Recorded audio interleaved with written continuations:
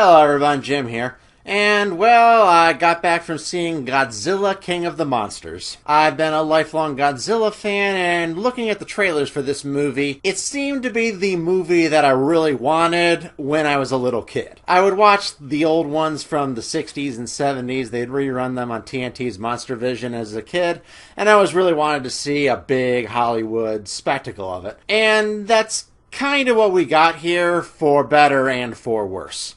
This really does feel essentially like a Godzilla movie from the 60s, just with modern Hollywood special effects and a big budget. And that's both a good and a bad thing. On one hand, this movie has really cool monster fights, and there's quite a bit of them. Godzilla gets at least twice as much screen time as he did in the last Godzilla movie from 2014.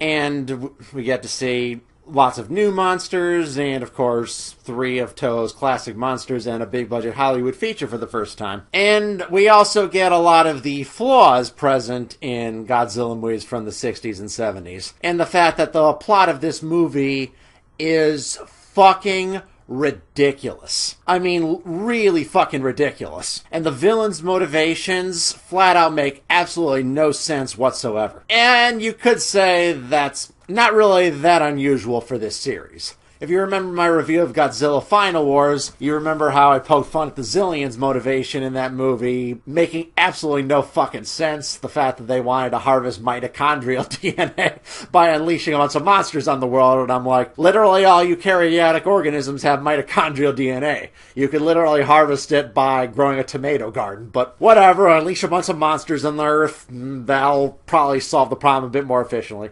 You see what I mean? And this movie's plot is a bit less silly than that, but not by all that much. We get a plot of kind of a divorced family.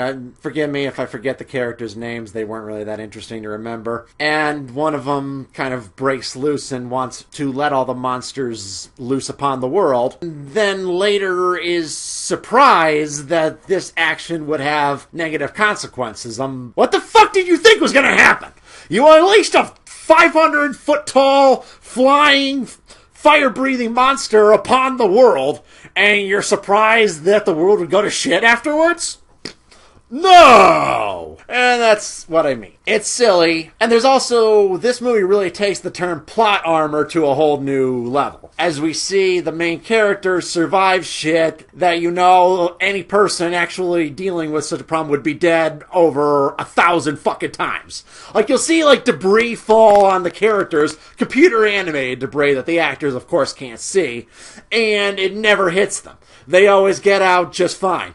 And cartoony shit like that kind of really takes you out of it. There's no grittiness to it when the actors don't seem to even notice all the computer animated shit going on around them. It's kind of similar in Star Wars Revenge of the Sith. I remember this was a point from the Plinkett review, and the fact that when General Grievous wields his lightsabers in front of Obi-Wan, Obi-Wan doesn't even flinch. Because, of course, General Grievous isn't really there. Ewan McGregor had to interact with just a blue screen dot or something like that. And that really limits his acting. And this takes it to an even further level than that. Bunch of debris falling, and no one ever gets hurt. And another kind of complaint about this movie, and I'm really hoping that next year's Godzilla vs. Kong rectifies. 2 American Godzilla movies, and we have not had a single monster fight in broad daylight. Why? A few years ago, you had Toho's Shin Godzilla, had a computer-animated Godzilla made on a much lower budget than any of these Hollywood movies. Like, over 10 times less money was spent on that movie, and they still had the balls to show their version of Godzilla under full sunlight. Yet, Hollywood's movies done with these massive budgets, far more intricate special effects, and they all are having their battles at night.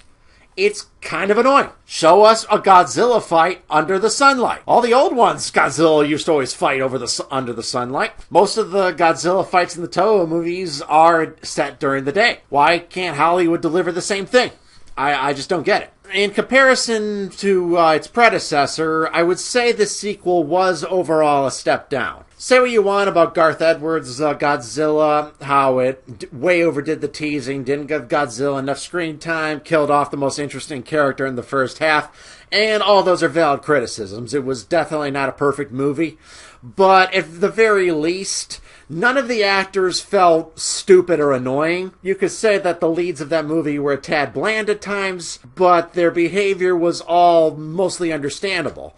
And at the end sequence where you have him walking through a sequence underneath a monster fight, it felt much more like he was actually there because it felt more tangible. And on top of that, and this was a big pet peeve I had with this movie, you never ever have a nuclear weapon go off in a Godzilla movie and have it be a positive thing. That was one the 2014 movie got right. It showed nuclear weapons in a negative light.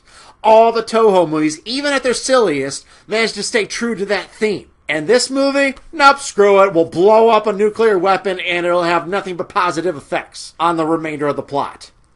Big mistake. For a movie that seems at many times brimming with fan service and a big love letter to the old Godzilla movies, at that part, you really seem like you missed the point of this whole series. So, was this movie bad?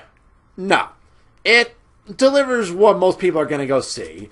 You get to see Godzilla. He's really well rendered with really cool special effects. You get to see a bunch of really awesome monster fights on the big screen, and that's really awesome. It's all fun to watch. It's all enjoyable. The human characters are not very good, but they're tolerable most of the time. So even though it's not the best Godzilla movie ever, even though it wasn't everything I was hoping it would be, it's still enjoyable. It delivers the basics. This is ultimately a very thumbs-in-the-middle kind of movie. Godzilla King of the Monsters. If you love seeing monster fights, if that's your favorite thing to watch, go see it. Otherwise, no. If you really want something that has really well-written characters, a good plot, you won't get it from this movie. But if you just want to see monsters fights, they're there. Alright, well, I'll be talking more about this movie. I was invited to a podcast on Godzilla, which I think will be on Tyler Preston's channel. I'm not sure exactly when it will be. So you may hear more detailed thoughts on this movie from me there. Till then, see you later. I'll be having a collab video I'm making with a patron of mine. Should be up not before too long. I know I've delayed it forever, but whatever. Alright, everyone have a good day. Bye.